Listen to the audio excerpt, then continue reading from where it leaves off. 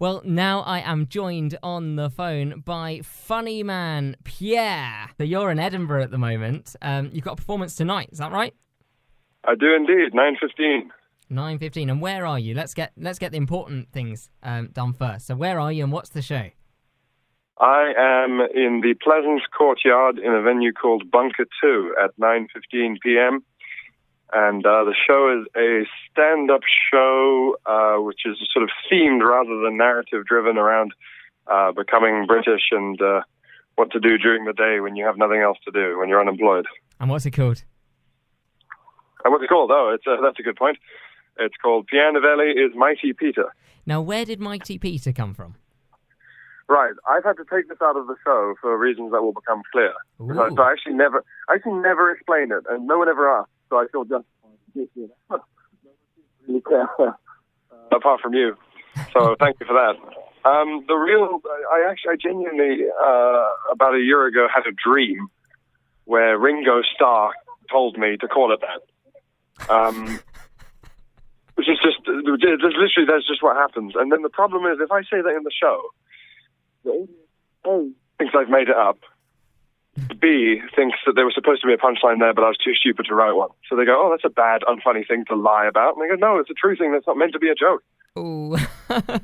So you've had to cut it out. It's the opposite of what you think it is. So I just took it out, and no one cares why the name is there. And do you hear people when they're leaving your show? Do you hear people wondering why was that called anything to do with Peter? Ooh, I don't know. Are you still there? Yes, hello. Don't know. Maybe you couldn't hear me there. Do people, when they leave your show, do they wonder why it's called Peter? I was saying that I think they just make up a reason in their heads or something. Yeah. They certainly never seem to hang around to ask. But then people are busy, aren't they? Well, that's true, and they've got plenty of other stuff. They're going. I mean, there must be so much stuff there. Have you seen other stuff? I've seen quite a lot of stuff. Well, not in terms of an actual punter, but for a comedian who's doing a show, I've seen a bit of stuff. Mr. Swallow, the musical, is very good. That's very, very funny. Obviously, friends of mine like Phil Wang, Johnny Leonard, their shows are fantastic. So other previous Footlights. Indeed, yeah, they're all doing very well. And you've met Marcus Brigstock on Wednesday.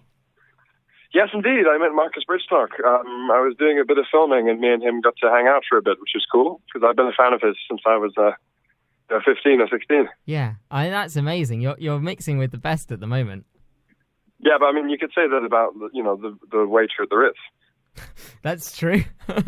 Why don't you do that? Why don't I do that? I will. You will. You're going to the Ritz. You will do it. Well, yeah, me too. So do you remember your first performance with Footlights? I do, yeah. It was the Virgin Smoker in 2009. And where was that? In the Corpus Playroom?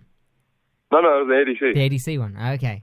Yeah, the ADC, the Footlights Virgin Smoker, the sort of new tryout thing. And yes, I went straight to the gig from the Mahal, if anyone remembers the Mahal. Oh, well, that's now gone, hasn't it?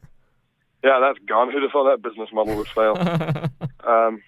But I drank quite a lot of white wine and just did the gigs.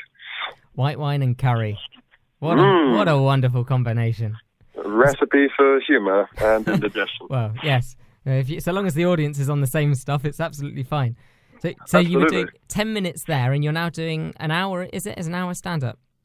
Actually, I was only doing 3 minutes there. They only do 3 in the Smokers. Yeah, 3. Oh my! So that's one joke. I mean, what do you fit into 3 minutes? It's very. So your show at the moment. How do you plan it out? Do you try it out on friends? No, that's a very bad idea. Okay. Stand-up, to a large extent, is a kind of mass psychological trick. A lot of stuff that is incredibly funny for 100 people who are in a room at the same time is not funny at all for one person, and vice versa.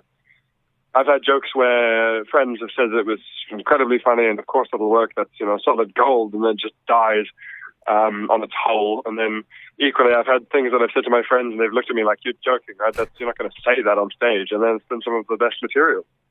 Oh, so how do you practice? How do you build up your stash of jokes? Stand-up. So, are we breaking up again? Have you got me now? Yeah, we got you now.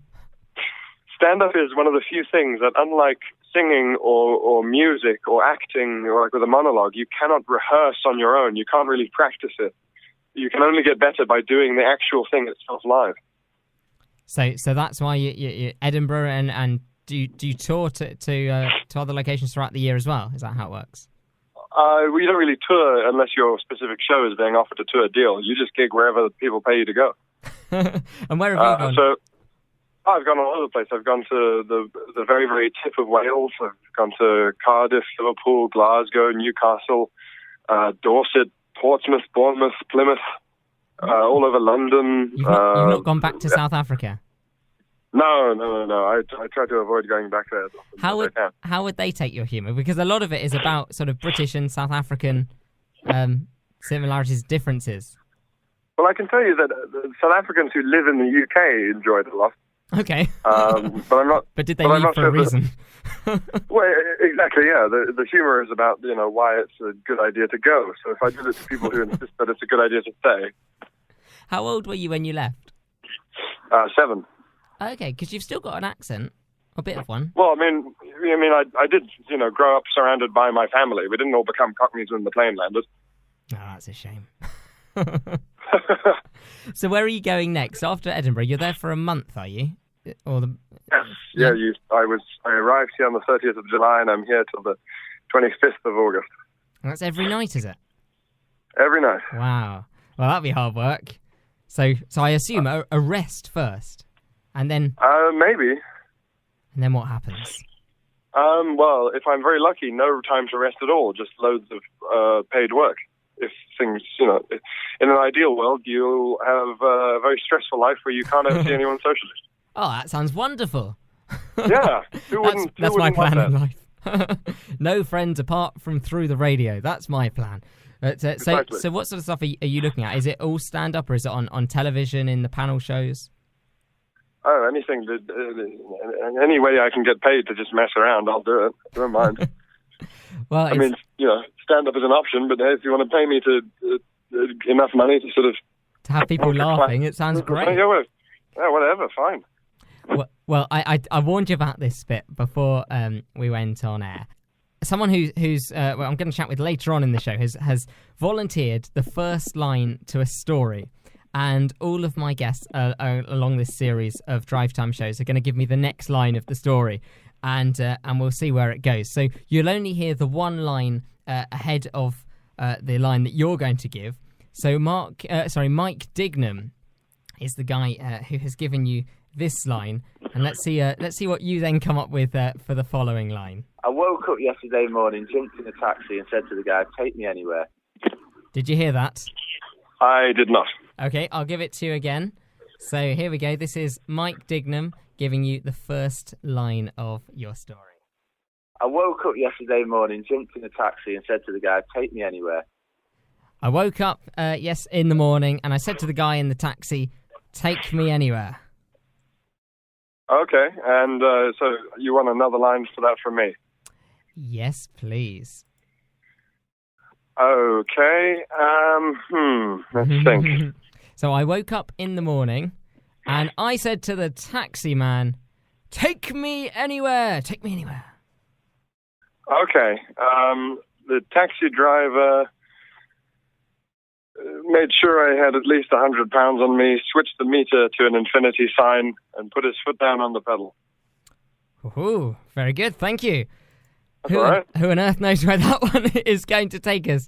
I'm looking forward to this. I'm going to put this into a compilation at the end, so we'll see where on earth it goes to. I'll send you a copy of that so you can have a chuckle. It could go somewhere quite fantastical, maybe, with the idea of going anywhere. Well, I was very tempted to get to shut him down and call him an arse and kick him out, but then that's against the first rule of improv, isn't it? Well, exactly. Never say no. Never say no. Well, it's been great having you on the show, Pierre, and best of luck with the Edinburgh show. If anyone's up in Edinburgh, make sure you go and see Pierre up there. Speak to you soon, Pierre. Cheers. Thanks for having me. Bye. This is Coldplay with A Sky Full of Stars. You're listening to Cam FM 97.2.